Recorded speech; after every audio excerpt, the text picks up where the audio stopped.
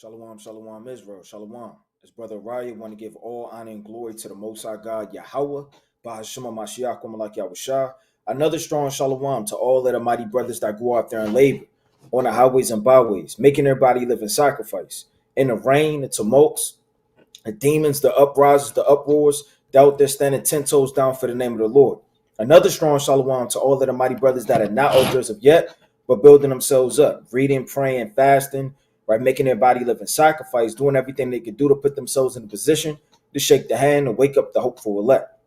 Another strong shalom to all of the mighty Akwaf in this thing, that actually sincerely reverence their husbands, being teachers of good things to the children at home. Right, being quiet, shamefaced, submissive, loving, steadfast, cooking, sewing, cleaning, doing all of the righteous acts of our foremothers on fire for the Lord.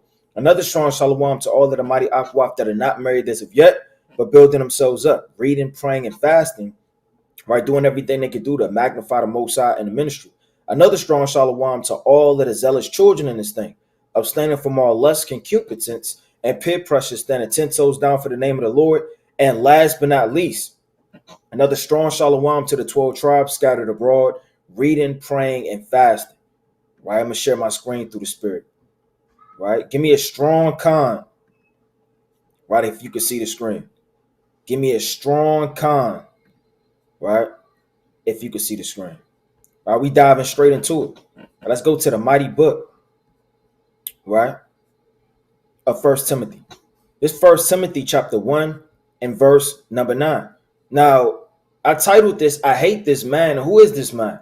This man is the old you, who you used to be, the spirits you used to entertain, the mindset you used to have, the way you used to think, the things you used to do. You ought to hate that person, man. And you have to hate it enough to die daily, man, and kill that man off. And the Lord said, mortify thy members, man. When you mortify, you cut off and you destroy. You have to mar, destroy, beat down, and cut off them same mentalities, evil spirits and demons that trouble you throughout the day, man. That's that old man trying to come back. If you let that old man resurrect from the grave, despite the spirit of grace, deny Yahweh, deny the mighty works that the Most High had manifest through you, right, through the ministry, deny the brotherhood, deny counsel, deny the visions and dreams the Most High gave you, you're not fit to be in this thing, man. It's the book of 1 Timothy chapter 1 and verse 9. And when you know how much you've done and how evil you've been and how much you've offended, like the spirit of the Apostle Paul, make you want to go even harder. It don't make you want to draw back to perdition and destruction. It makes you want to look forward and go that much harder. This 1 Timothy chapter 1 and verse 9. Knowing this, that the law was not made for a righteous man, but for the lawless and disobedient. Right? We used to be disobedient, man. You think we actually cared about the words of the Most High when we was in the world? I remember I was with a brother one time. This was years and years ago when I was in the world. And another brother was talking. And the brother said something to the effect that he think the Lord may be a black man or something like that. I still remember that. I was quiet. I was observing the matter. And then a brother said, man, I don't want to hear that SHIT, man.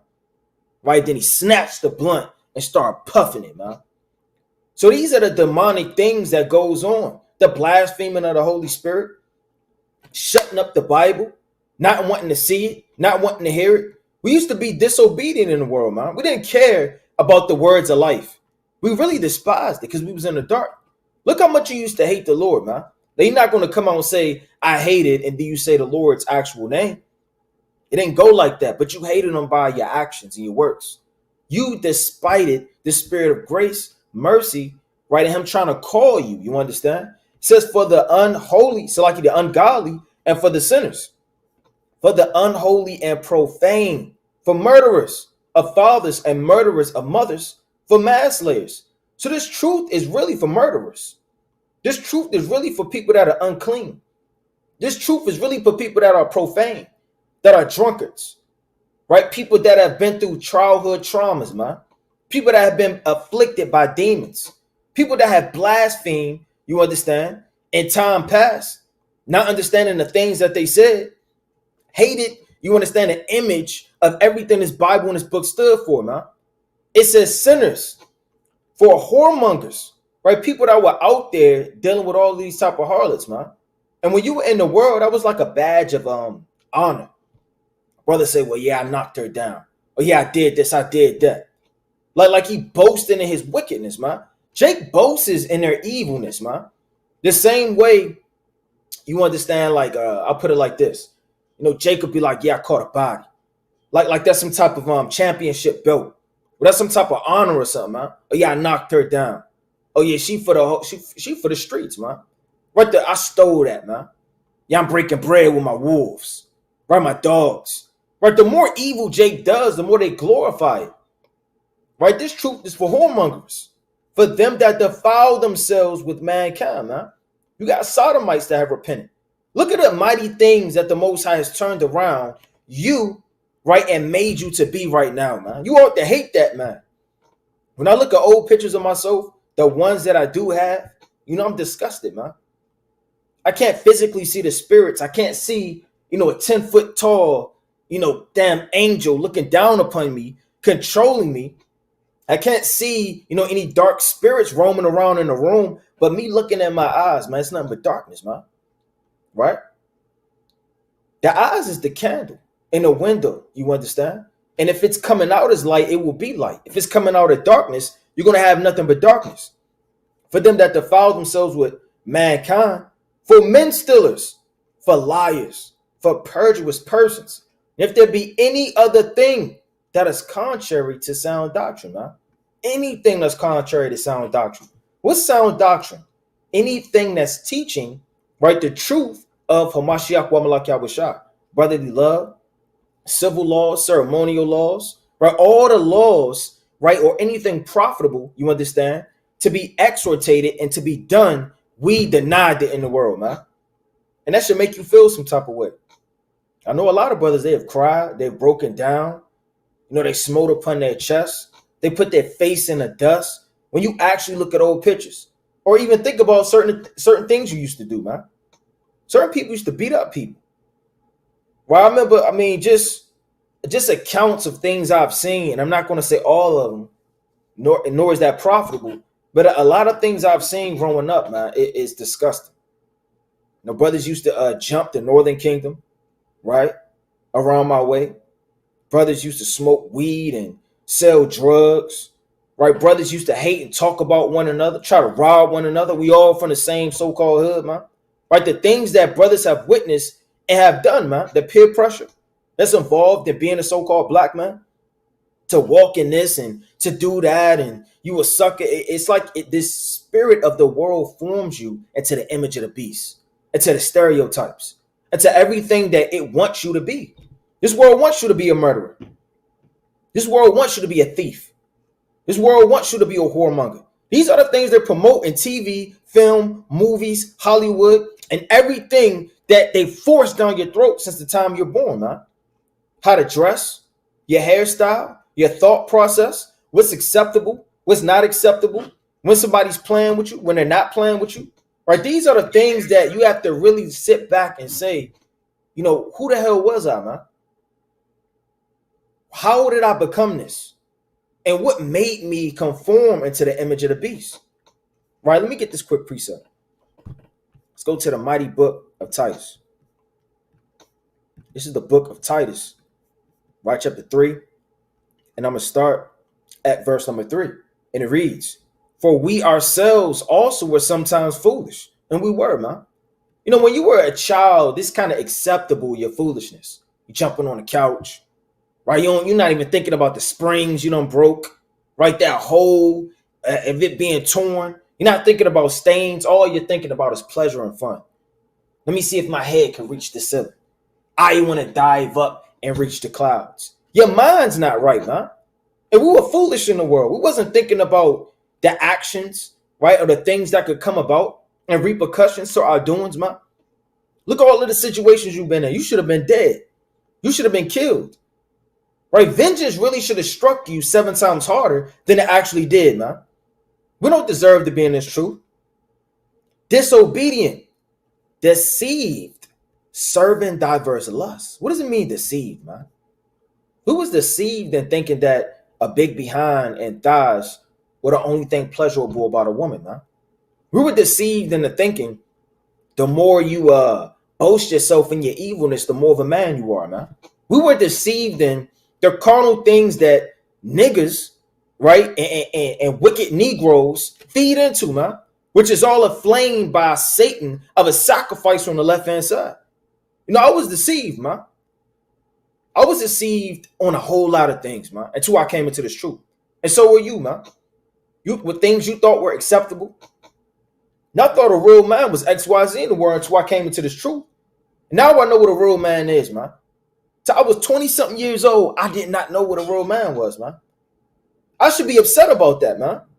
You may be 30 years old coming to this truth, 40 years old, 50 years old, 60 years old. Until you understood Yahweh Bashem Yahushua, you didn't know what a man was.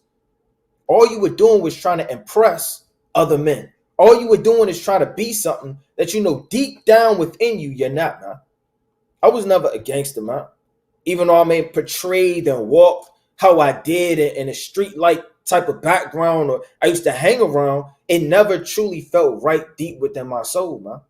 It seems like I had to do it to survive, or I had to do it because what the hell else is there to do? What other avenue or path was I introduced to? All I knew was darkness, this pathway, and that's all there was, man. I never knew that there was a shepherd. I never knew that there was the truth, man. So being deceived is not just talking about Caesar Borgias.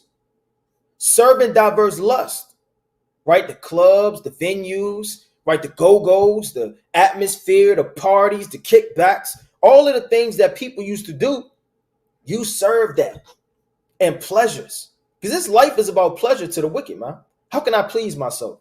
You know, he's not making me happy. He don't got enough money. Me. It's nothing but idol worship and evil. And pleasure is the things that you like, man. When I grew up, and when I say grew up, I mean in the spirit, I perceived and understood that this life isn't about us, man, or the things we like, or the things we love, man.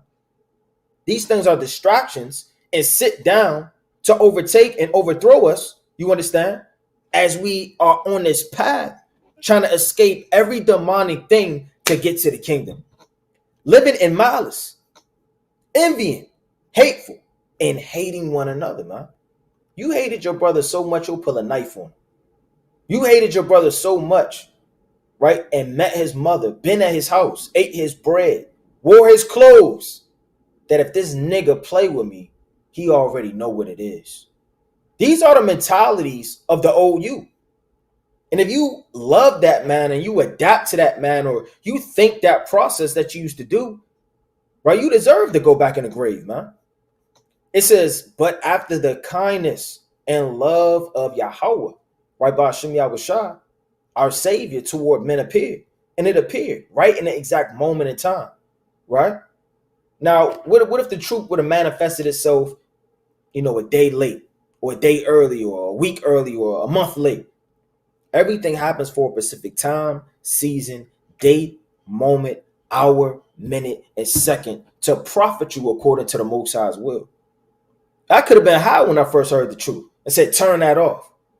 It's the Most High's mercy that the time we heard it, whether you were at work, right, whether a brother was telling you about this truth and you had a clear mind, right, whether you were on the highways and byways, however the Lord drew you through his compassion and mercy and kindness, that was that exact second you would have received it, man. What if you was on the phone when a brother tried to bring out the truth? What if your signal went dead? What if the computer died? Look at all of the things that could have prevented each and every one of us watching this that could have came into the truth, man. That's how you know it's divine intervention, like the world says. Because how busy are we? Brothers on the computer, brothers on the phone, brothers talking to his damn woman, brother at work, brother this, brother that. He got all the excuses and things making him dizzy in the world. It's hard to even focus. Not by works of righteousness, which we have done, but according to his mercy, he saved us by the washing of regeneration. Right? Meaning what? We are regenerated into a new creature. We've killed off that old man, regenerated from the things, you understand, that are dead into the newness of life. You're regenerated, man. Right? Spiritually and physically, man. You're physically regenerated into a different person. You look different. You talk different. Your hair is different. You carry yourself more in the image of the Lord than how you physically carried yourself in the world. And renewing of the Holy Ghost. Right, let me get this quick precept. Let's go to the mighty book of Romans. Right? This is the mighty book of Romans, chapter 11. Right? In verse number 29. For the gifts and calling of God are without repentance. Meaning nobody repented to get this truth. Nobody did anything of our righteousness to obtain a mercy, favor, and understanding and secrets, right, that the Most High was going to give you, man. And that the Most High is giving you. You didn't do anything to receive this truth. This truth is hand selected throughout the foundation of the earth in the palm of the Most High's hand to be given to you at the exact time that you got it. And you don't deserve it. You don't deserve it at all, man. I don't deserve it. You know, if I feel like if I slip or I go off, and I'm not talking about fall short, but if I just lewdly do my pleasure, I don't know what the Lord will do to me, man. You know, humbly speaking, I know a little something of the scriptures. And with that little understanding, I can't transgress throughout the abundance of knowledge that the Most High gave me. Right? This is 1 Corinthians, right? Chapter 15, right? And I'm going to start at verse number 8, right? Now, this is going into the resurrection of the Lord, right? It says, verse 8, and last of all, he was seen of me also, talking about Paul, as one born out of due time. And we're born out of due time, right? Look, I mean, Paul was literally going off. He was a man killer, a slayer, a perjurer, right? A persecutor, right? It says, for I am the least of the apostles, that am not meet to be called an apostle. And Paul knew that. Paul knew he didn't deserve to be called after the Lord's name, man. You're not deserved to be called after the Lord's name. Look at certain females, man. Somebody may look at this sister in the world and see that she's married now. He's calling her, she's called after his name. You know what she used to do? Who she used to be? You sure you want to marry that sister? Some people can't even believe that people are called by somebody's name, right? And that's on a carnal sense. How much more the Lord eyes witnessing everything we've ever done, man? That's scary. In the world, they say St. Nicholas, Santa Claus sees all your doings, and you know, people in worldly philosophies and doctrines your ancestors are always watching, or whatever mischief and lies that are conjured up to push you to feel guilty on a worldly sense is madness. The Most High eyes are always prevalent. The angels are always watching. And he knew that he was not meet to be called an apostle. It didn't even roll off to the tongue good, right? Because even people, when Acts the 9th chapter, verse 22 all the way down, and I want to make this a very fast video, right? Because I got to go to camp and other matters before the sun go down, right? But nevertheless, let me get this real fast. That people couldn't even believe, nor did they trust Paul when he was coming into the understanding. It's the book of Acts chapter 9 and verse number 22. But Saul increased the more in strength and confounded the Jews which dwelt at Damascus, proving that this was the very Yahushua. And after many days, they were fulfilled. The Jews took counsel to kill him. Right? So why are they taking counsel to kill Paul, man? I'm going to jump up to verse 21. That's the point. But all that heard him were amazed. Right? I told my father this truth. And my father was scoffing, man. But he was joking, like Jake joke, right? And he was like, man, who would have ever thought my son would have been a pastor? Ha, ha, ha, ha, ha, a pastor. Right, like I got a suit on, I got a handkerchief, I'm always sweating, I'm always breathing in, I need an oxygen tank. Right, not understanding that it's not of my will that I have to teach. It's something that I can't control, man. Right, whether I'm asleep, dreaming, right, I'm being forced into it through a spirit I can't control. A brother hit me up for counsel. I was reading this, what do you think about that? It's like everywhere I turn or look, it's a spirit calling me to read, answer a question, teach, or prophesy in my visions and dreams, man. So this is out of my control. So when people saw Paul, that he couldn't stop being on fire teaching and telling the truth, when he used to be under the chief Pharisees, and said it is not. So like, is this not he that destroyed them which called on his name in Jerusalem? Well, who is this guy, man? Wasn't this the same thug? Right? Ain't this the damn weed smoker, man? Ain't this the Rastafari? Ain't this the Christian? Right, in the world I was in the choir? Who have you become?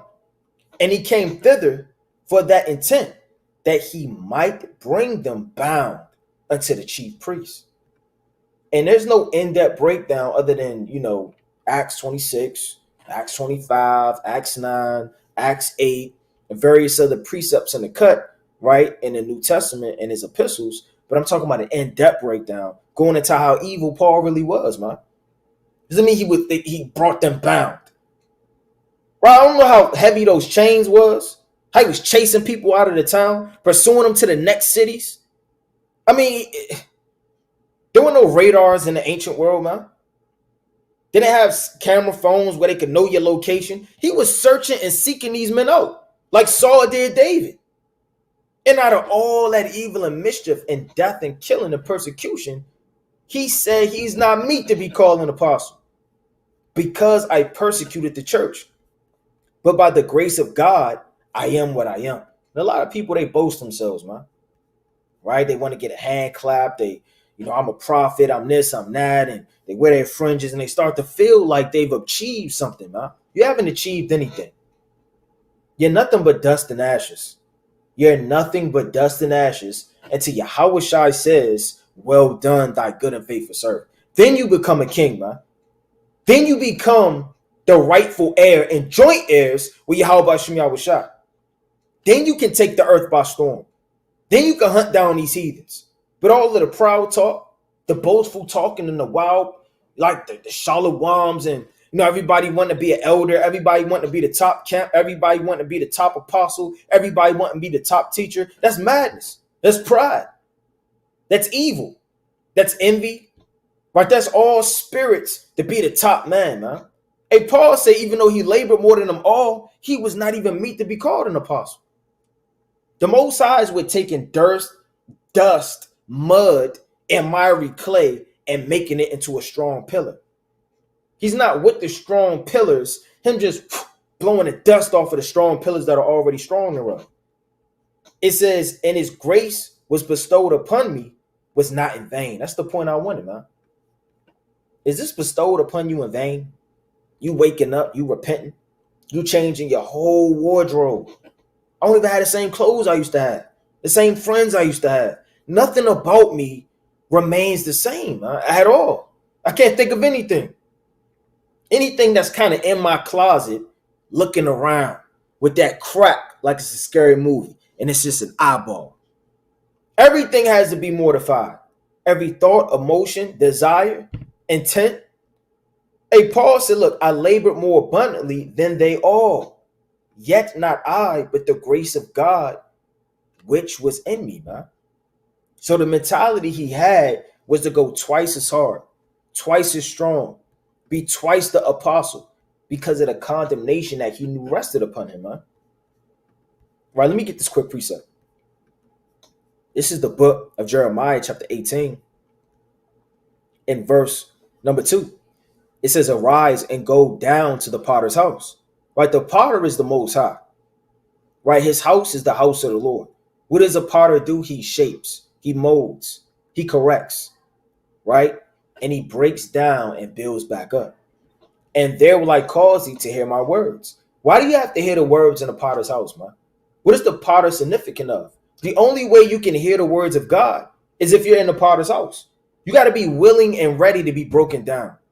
And through pride, nigga, I'll never change. I'm going to be who I am till I die. Right? Jake with 4 teeth, man. In a big fat natty daddy with a brown paper bag. His pants sagging off his ass, man.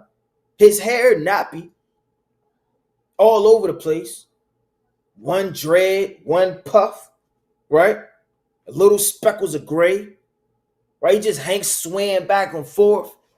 I remember when I was your age. Right? You don't want to be that type of man that never can change. It says, arise and go down to the potter's house. Meaning go down to the temple. And there would I cause thee to hear my words. Right? Then I went down to the potter's house. And behold, he wrought a work on the wheels. Now this thing spins you all around, man. Right, spin you over here, spin you over there, start showing you new things. And as you on that wheel starts spinning. They'll spin it fast with that foot pedal. They'll slow it up. They'll tilt it to the right. They'll tilt it to the left. Feel like you on a what they call a roller coaster ride, man. And as you showed this truth, you showed new things. You're twisted in directions you've never been twisted, man. You showed things you've never been showed. You're in the spirit, understanding and being revealed to things you didn't even perceive were even there or real.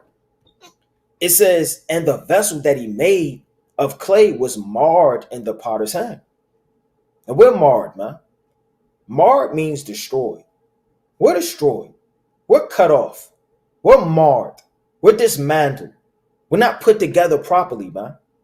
The Lord created man to be an image of his immortality. But nevertheless, through envy of the devil came sin.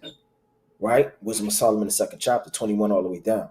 So you have to ask yourself, I'm soaking in sin. But I've been baptized in sin, man. I came out the womb shaping in iniquity. Like it says in the book of Psalms, chapter 51. So you're marred. But looking in the mirror, you see what? Glowing skin, picking your hair, you got a cornrow, you got a twist, you have the freshest apparel on and the garments, people blowing up your phone and making you feel important. These are the things that we're deceived and the delusion in. Brother, you're marred. The Lord said, I counsel thee to buy me silver, so like your gold tried in the fire. Right? In the book of Revelation, the 3rd chapter. Right? So you have to ask yourself, man, if you were so put together, you wouldn't need the Lord. It says in the hand of the potter, so he made it again. So like it made it again another vessel, as seemed good to the potter to make it. So the Lord has to make you all over again and shape you all over again, man. And you have to be willing and ready to change. You have to want to mortify your member. You have to want to kill off that old man. If that's not in you, how do you think you're going to survive, man? How do you think you're going to remain in this truth if that's not living within you? Well, let me get this quick precept. Right? It's the mighty book, right, of 1 Corinthians chapter 15, right, in verse number 31. I protest by your rejoicing, which I have in Yahushua our Lord, I die daily. Who's doing that, man? Now, evidently, the Most High controls everything. That's the answer to every question. But who's killing off the old man? Who's doing it? If you're not doing it, who's doing it? You think WFI brothers are going to crawl out your windows in your cars and pop out the trunk with a scripture and they break the glass, they start choking you out, and they throw that evil woman out the passenger side, man? Think brothers in these diverse camps are going to have a newspaper, and as soon as you order something, they put the newspaper up, they put the newspaper back down, and they're watching you to rebuke you at all times? This thing has to be within you, man. Who has to kill off that old man? You have to witness what you're doing, and you have to chop that off. Lord said, better is to go to the kingdom, marred and lame, than to enter into with all thy members, man. And you got to ask yourself, do you want all your members? Do you want all of these things of this world attached to you? Or do you want to go chopped and maimed, man? Right, one nub if you got to, but you made it. And then in that very moment in time, you get a glorified body. That's what you got to ask yourself, man. It's the book of Psalms. So like it's the book of Matthew chapter 5, verse 29. And if thy right eye offend thee, and that right eye, that's spiritual, man. Brother, that's the right eye. It's your eyes. Your eyes see all things. You know, for people that are blind, which is unfortunate, they're stripped away from enjoying the things of life, understanding the Most High's creation. Your eyes are very important, man. And not just your eye, but your right eye. It says, if that offends you, meaning what you, damn near all you have, man. All you have is your eyes. Pluck it out. And then say, go to the doctor, go to surgery, take a little bit of time, you know, kind of praying fast. It says literally, with your hand, grab your eye and pluck it out, man. Now, your right eye can't physically commit a iniquity. It starts within. Now, you can control your eyes. Not saying your eye or your elbow, he committed this, and, you know, your pinky, he ate the pork. And it's not talking about that. Your right eye is everything you have. If the people close to you offend you, That's the book of Deuteronomy, the 13th chapter. Right? Try to entice thee secretly. Doesn't matter who it is, what it is, or even if it's you. That's the point the Lord is making, man. You could cut off everybody around you, but they may not be the problem. If you're easily enticed by every situation every 5 seconds, brother, it's you. Pluck it out and cast it from thee, for it is profitable, right? For thee that one of thy members should perish. You got to be ready to perish, man. Paul said, I die daily. Paul said in the book of Colossians 3 and 5, mortify thy members. This thing is about hating and killing that old man. Nobody wants to glorify sin. Right? I come to your house, I see a menorah, then I see you like this and throwing up all type of gang signs. My glory days. Don't mind that, man. That's just my glory days, man. I was a youngster, man. You see that? See what your father used to be, man? I came a long way, boy. Right? We're not in niggatry. It says, and that, Slakia, and not that thy whole body should be cast to hell. So your whole body could suffer by you not chopping away one thing. Because brothers love covetousness too much, man. And if thy right hand offend thee, the Lord said in the book of Psalms, chapter 137, if my right hand forget her cunning, right? Oh, Jerusalem, huh? Right? And your cunning, you understand, is your wit, right? Your hand, you understand, is your strength. It puts forth to every action. Like the Lord said in the book, right, of Additions to Esther 14 and 4, right? Let me get this real fast. Real fast, through the Spirit, right? Get this quick precept. Right? You got to cast that thing away. Right? This is not a joke. This is Additions to Esther 14 and 4. For my danger is in my hand. Check that out. For your danger is right in your hand. Because you grab, you behold, and you see with those two things the Most High mentioned. Thy right hand offend thee. Cut it off. Right? That may be preposterous for somebody to do, man.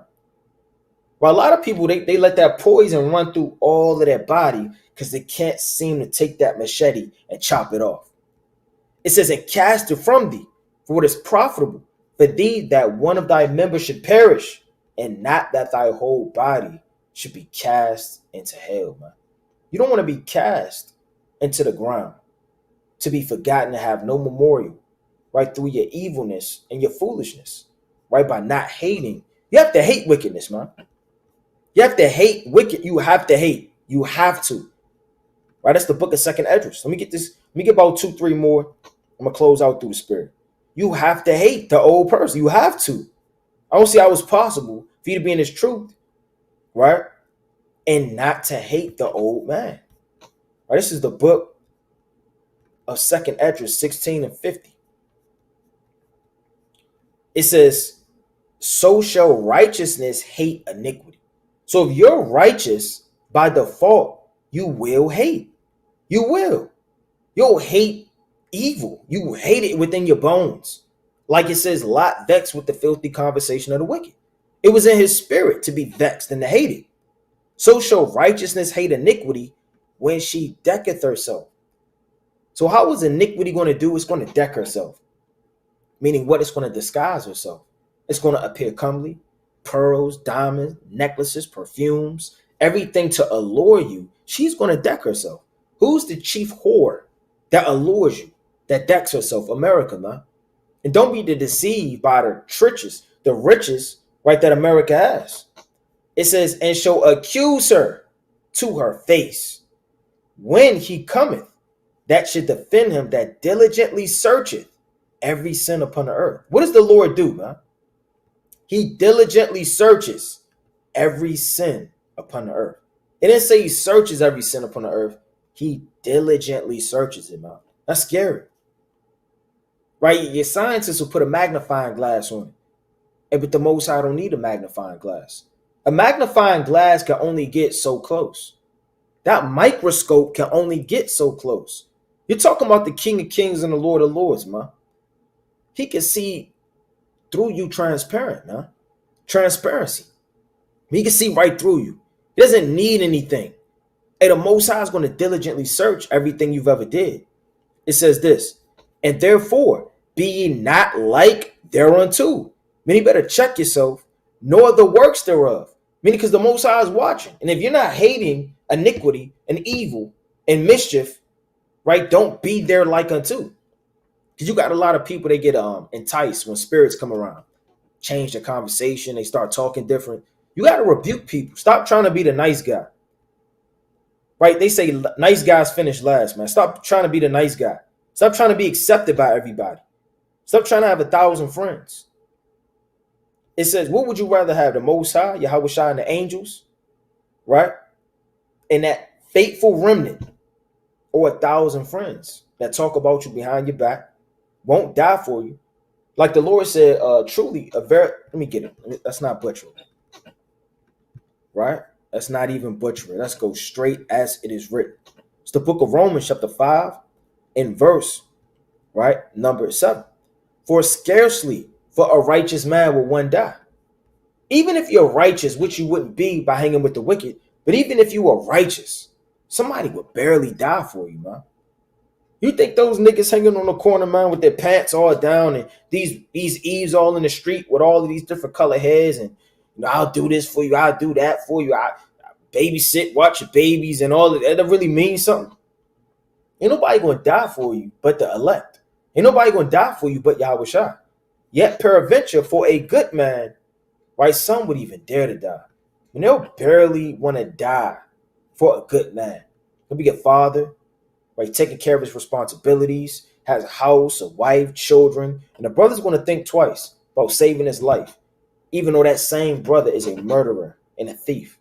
He's not going to want to give up his life. So this world doesn't love you. And they say there's no honor in this thing, man. There's no honor. There's no respect. They say there's no honor amongst thieves. There's no honor amongst thieves. You watch the movie, I think it's the Black Knight, the Batman movie. I think it's the Dark Knight, the Dark Knight. I think something like that. And that's when they had the original Joker, man, not the original one, right? The creep face, right? But the newer one, right? That just came out, you know, maybe in like the early thousands or something like that, 2000s. And you know, the Joker, he had robbed the bank with the school bus. And he had told everybody after they finished what they did to knock off, right, the person that was helping. Or I said it was breaking into this on a zip line. As soon as they got there, he got smoked. As soon as he did this, he got smoked. As soon as he did that, he got smoked. Then it came to the last when the school bus broke into the bank and the Joker shot him, man.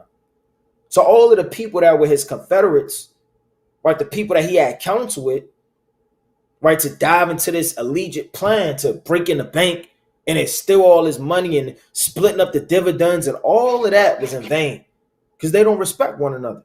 Nobody's going to respect you in the streets, in the world, not even your family, man. They talk about you behind your back. This world is not for you. It says, and therefore be ye not like thereunto, nor to the works thereof. For yet a little iniquity shall be taken away out of the earth, and righteousness shall reign among you, man. Right? Check that out, man. So don't think that this thing is for a second or a moment. This truth is forever. This righteousness is going to reign among you if, right, you dwell within it. Let not the sinner say that he has not sinned. For God shall burn coals of fire upon his head, which saith before Yahweh, and his glory I have not seen. Behold, the Lord knoweth all the works of men. All your works are weighed in a balance. Their imaginations, their thoughts, and their hearts. Man, that's scary as hell, man.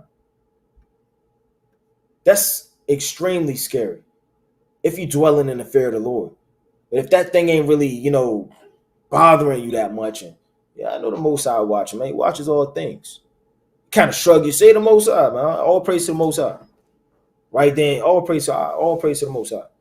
If you don't have a heart beating of fear to zealously want to do good, righteous, hate the old, man, be perfect, understanding that these evils are on the rise, man. And once these things are issued out, there's no returning back. Let me read that again. Behold, the Lord knoweth all the works of men. He know who you used to be, what you came out of. Their imaginations, the things you used to think, and things that you still think, their thoughts and their hearts, which spake but the word, right? Salaki, that's switching, right? The context, but nevertheless, and the Most High sees and watches all things, right? So, I mean, going into resurrecting into a new man, hating the old man, and being zealous toward good works, right? You have to hate the old man. Well, I'm gonna get two more and close out. It's the book of James, chapter 4 and verse 4. Ye adulterous and adulteress, know ye not that the friendship of this world, and even say you committed a sin, your mind is just in it. And the Lord said, real quick, the Lord said in the book of Revelation, right, the second chapter, because thou sufferest the woman Jezebel. Sufferest meaning kind of entertaining. Right? She's doing this, she's doing this. He blushing. Silly Jezebel. Right? You sitting up there, you brush your hair when she come in the room. You don't commit adultery, but you always brushing your hair, right, when this woman entering the room. You're suffering her, man. You're suffering these thoughts. You're suffering that mentality. You're suffering not to change and keep weighing it in the balance next year, tomorrow, next week. Stop suffering things, man. It says, notwithstanding, I have a few things against thee, because thou sufferest. Meaning you playing around, man. The Lord don't want you in the house of Satan, just looking around. I've never been in here before, man. What's that candle over there? What's that picture say? Well, you're just too curious and suffering matters you shouldn't be in, which calleth theirself a prophetess, to teach and seduce my servants to commit fornication and to eat things sacrificed to idols. So because you suffer things, guess what? The Lord got something against you. Because you have a friendship, the Lord got something against you. That's how righteous the Lord wants you to be, man, and hate iniquity. That's how much the Lord hates iniquity, that if you're even around it, guess what? He got an ought with you, man. And the Lord said in the book of right, if I pull more than two more precepts, somebody say in the chat, go to camp, in all caps. Right, let me get this quick precept. Right, we got work to do. But let me get these quick precepts real fast. This is the book of 1 Corinthians chapter 5 and verse, let me see where we at. I'm going to just get straight to the point. Verse 12. For what have I to do to judge them also that are without? Do not ye judge them that are within? I mean, brother, you in the car with the robbers, the police ain't going to care if you was back there eating Cheetos, man. Back there on the phone. Back there on your iPad. It says, but them that are without, God judgeth. Therefore, put away from amongst yourselves that wicked person. It says, ye adulterers and adulteress, know ye not that the friendship of this world is enmity with God? Whosoever, therefore, will be a friend of the world is an enemy of God.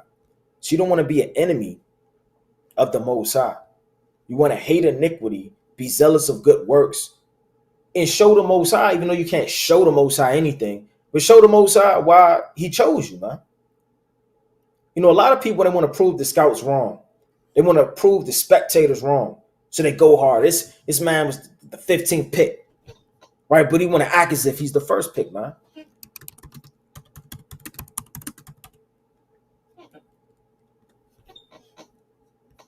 Look at this. One of the greatest basketball players that ever lived, Kobe Bryant, was the 13th overall pick. Meaning what? He has something to prove, man. Us that are last, that are far off, that was in sin, that ain't nobody thinking about, ain't nobody thought you would ever be anything, you'll never amount to anything, right? From your family to these demons, prove them wrong and show yourself, man, a servant of the Most High. But with that, I'm about to close out with this precept. It's the mighty book of Revelation, right?